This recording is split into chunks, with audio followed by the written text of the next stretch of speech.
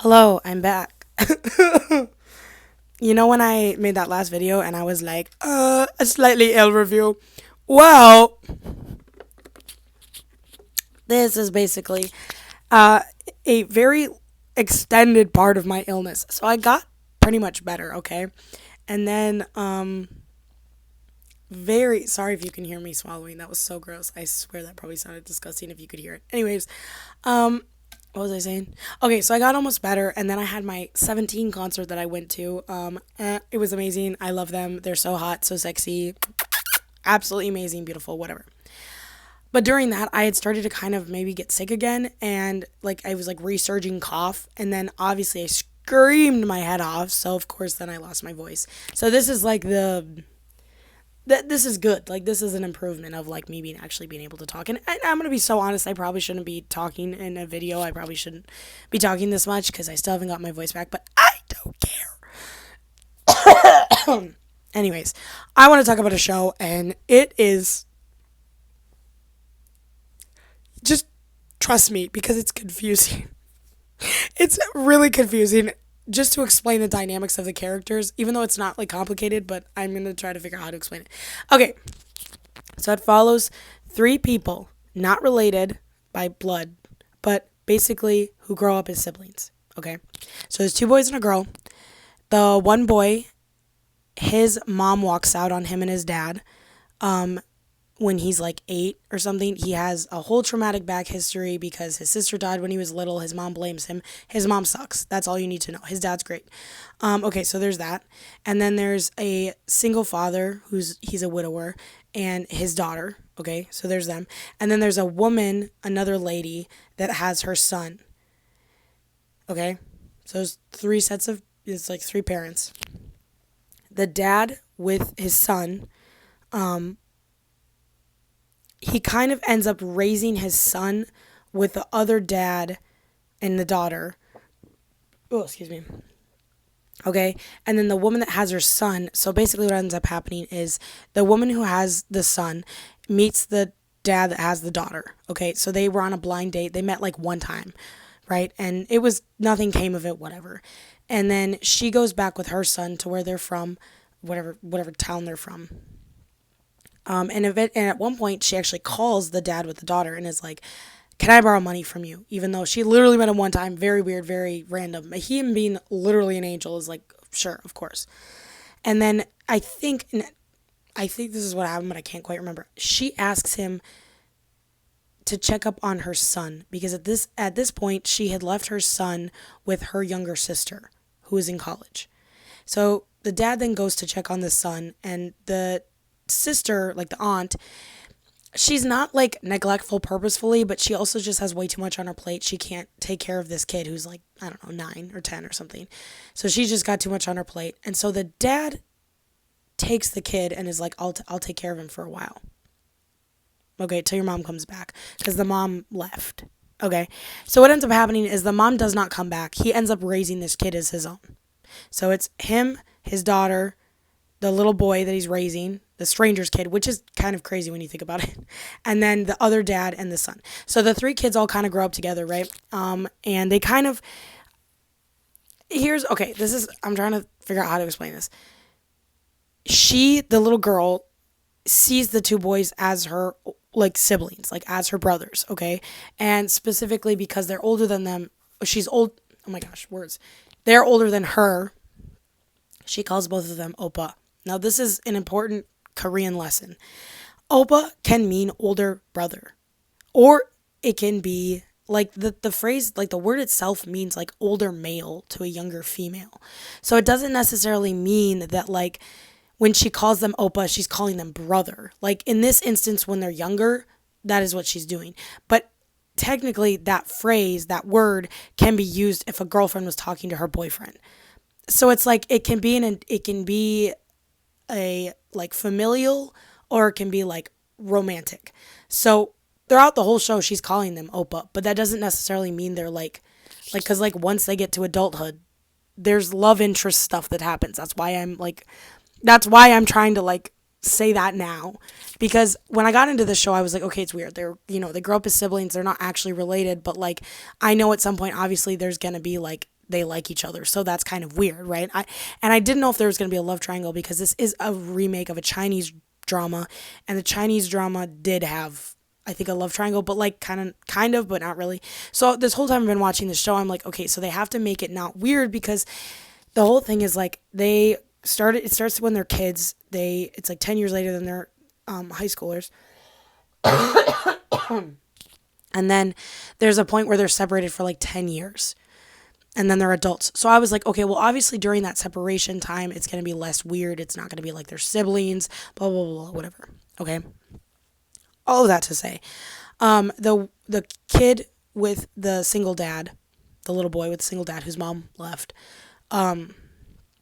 he has always seemed to draw a pretty like clear line of him and the girl. Like, we're not siblings. Even in high school, he made a point of being like, we're not siblings. We don't share the same last name. I don't want there to be like, because she kept talking about like legal adoption and stuff, and he's like, I don't want that. And the theory and idea was that he had feelings for her at that point. And at this point, I don't really know if he liked her then, because he starts to like have moments where he like sees her in a different light, kind of, when they're in the later episodes, when they're like in high school, getting close to when he ends up leaving for like 10 years. So it's like, I don't know if he liked her at that point in the show when he was drawing the lines like very specifically, or if it just happened later on, or if he always kind of had feelings for her, but like it didn't really like, or surface or whatever. I don't know. Anyway, so he likes her. Okay, that's a point to make. She has no feelings towards him, especially not in high school. There's no feelings at all. Then the other boy, who's like grown up with them or whatever, her and him have a very like sibling relationship. They act like siblings way more. She's had that like sibling bickery dynamic with him from the beginning, whereas with the other guy it was always more of like maybe more of like a friend vibe rather than like a brother vibe. He was always like the older, more protective one, whatever. Okay, so that's our framework for the story. They end up leaving at the end of high school for different reasons. I don't even think I want to get into the reasons why, because truthfully it's kind of confusing and whatever.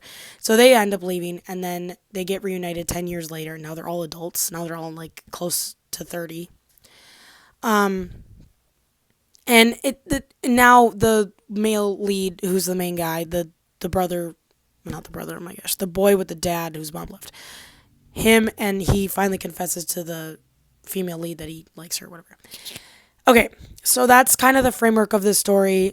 So far there's been no feelings between the sister and the little boy whose mom left, or not, oh my gosh, there's two boys that's mom's left. The one who got left with his aunt and then got adopted essentially, but not actually, into the family anyways. So I'm a big fan of his character. I like his character. I think he's really cute. I think he's really funny. I think he's really sweet. He kind of has a thing with the sister's friend. Like, he's, like, really oblivious. Like, he doesn't know that the sister's friend liked him in high school, and now that they're reunited as adults, she still, like, likes him, which is cute. Whatever, first love type of thing. He's, like, super oblivious, though, and has no idea, but it's fine. Because their development is cute. He's whatever. It's whatever. Now, the main problem of this show is the male lead, who is the one whose mom divorced the dad and then left and abandoned him. Literally abandoned him. His mom is the one I want to talk about, because I have watched a lot of shows. I have watched a lot of K-dramas. I've watched a lot of bad parental figures in shows where they're just like terrible people. And I don't know what it is, but Korean dramas seem to really know how to make like an insufferable character. I have never in my life watched a show with someone as annoying as the mom in this show. She is quite literally the most selfish, borderline like narcissistic. I don't know. She's got some problems. Girly Pop fully blamed her son for her daughter dying, which, keep in mind, him and his sister were alone for 2 days. Let that sink in. They were alone for 2 days. He was like 8. His sister was maybe like 7. They were little kids. And because his dad is a police officer, so he was off doing a case, whatever. Which is like, the dad still like shouldn't have left his kids alone, but also where the heck was the mom? The mom just dipped and left her kids, and she blames everyone but herself. And then so she leaves, right? She abandons her kid, fully abandons him, and then gets remarried, has a kid who keep in mind, is a little girl who looks weirdly like the daughter that died. It's so weird. Her relationship with that kid, but also just like in general, is just so bizarre because it's like weird that you had a kid that looks exactly like the kid that died. I don't know. Weird. And then her husband, her new husband, ends up actually dying in a car accident and she gets injured to where she can't walk. So then in high school, the reason that the male lead leaves, because that's like a big thing, is like the two boys leave the family and it kind of causes a rift between them and the girl, the sister, who's not actually a sister, whatever. And there's a big rift, and they're still healing that rift at this point in the show at episode 10 because she's mad at them that they left, which and didn't contact her for like 10 years, which makes sense, or like didn't like come visit for like 10 years or whatever. But the reason he didn't come visit is because he has quite literally, again, the most insufferable mom ever who wants to drag everyone down with her, and she will drag him down as much as she can. She doesn't want him to leave. You can't leave me. I can't. Girl, shut up. Like, no one cares. I'm so sorry. I've hit so many points with this show where I was like, there's nothing they could write about this mom character to make me like her. There's nothing. There's no way they could ever make me like her. She literally, the actress, I mean, I commend her because I can't stand her. I've never seen a character so selfish. So selfish. She only thinks about herself no matter what is happening, no matter where it's going. She only thinks about herself and she wants to drag everyone down into her despair with her. And she blames him for the death of this little sister from literally back like 20 years ago. She blames him for, like, she blames her son for everything. And he was the one that went and took care of her and moved to Seoul to take care of her. And it's just crazy to me because it's like at this point in the show, he's still having issues with his mom. And it's like, I don't know why he doesn't just tell the female lead that that was the reason he didn't come back. And there was a reason, like, because he even made a comment of, like, oh, I tried to come back a couple of times or whatever. And she's, like, at that point, like, so done with him because she's like, okay, whatever. These are just excuses. But it's, like, so frustrating because I'm like, he has valid reasons. Like, and also it's annoying me with the female lead. I was like, you met his mom. You know how crazy she is. Like, wouldn't you have maybe put together that maybe the reason he didn't come back is because of his insane, like, clinically insane mother, like, who literally just wants, like, everyone to suffer with her. Anyways, I like the show, but I there's parts of it that I don't like because I'm like, I know that the mom character is not going to be summed up anytime soon. We're going to have to deal with her for the remaining episodes, and I don't know if I can do it because she sucks. She's so terrible. Also, I've been wondering, the whole, like, we grew up together as siblings, now I have a crush on you. It's not weird. And I know that normally I'm so, any type of like like show or movie that has characters where they're like thought of each other as siblings and then something changes down the line and then they don't anymore, right? It has to be done so specifically to not be gross and creepy. And I think this show did a really good job because it established very early on that he didn't see her as a sister. And that might have even been before he even realized he had feelings for her. It was just like the way that he thought, or like subconsciously, he just like drew a line or like a boundary kind of thing. So I don't know. I think the show did a good job of it, solidifying it from the beginning. But I was definitely hesitant when I watched the show because I was like, oh, it's so weird. Like they were his siblings, but I was like, they really weren't. Also, does make a difference too. People point out that like the other boy whose mom left him with his aunt, he calls the female lead's dad, okay? But the male lead doesn't call that dad. He calls him like Mr., like Ajushi, which means like Mr. And she, the girl, doesn't call the male lead's dad either. She calls him Ajushi. So it's like from the beginning, they didn't call each other's parents, they didn't call each other's dad's dad because I didn't see them like that, and that kind of also helped to draw the line, and making it like not like they were brother and sister. Personally, I don't really think that this trope needs to happen that often. I don't really think we need to see siblings are dating. You know what I'm saying? Like that doesn't need to be a plot that keeps being used, but you know it keeps being used. So here we are. Okay, I'm okay. Anyways, I can't complain.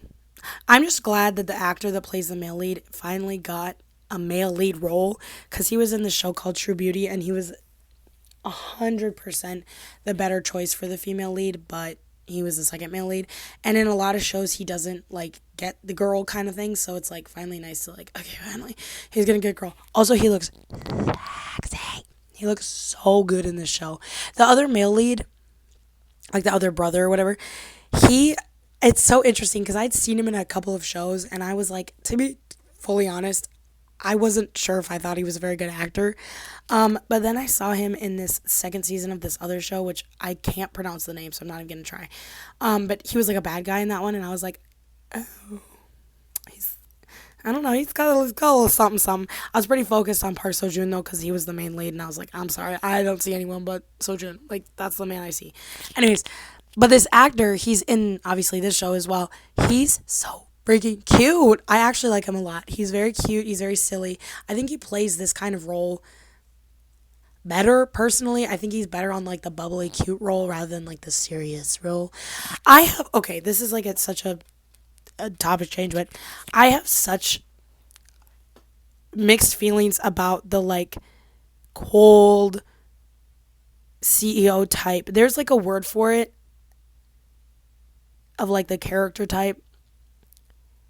I don't know how to pronounce it, so I'm not even gonna try to say it. But basically, it's just like the cold male lead, the serious lead, the he doesn't smile like ever. He looks depressed all the time, but he looks super sexy at the same time. Most actors can play it okay. Some actors can't and are just not good at it. And I have talked about this before, but Business Proposal, the main lead, beautiful man, good actor, did not play that role well in that show.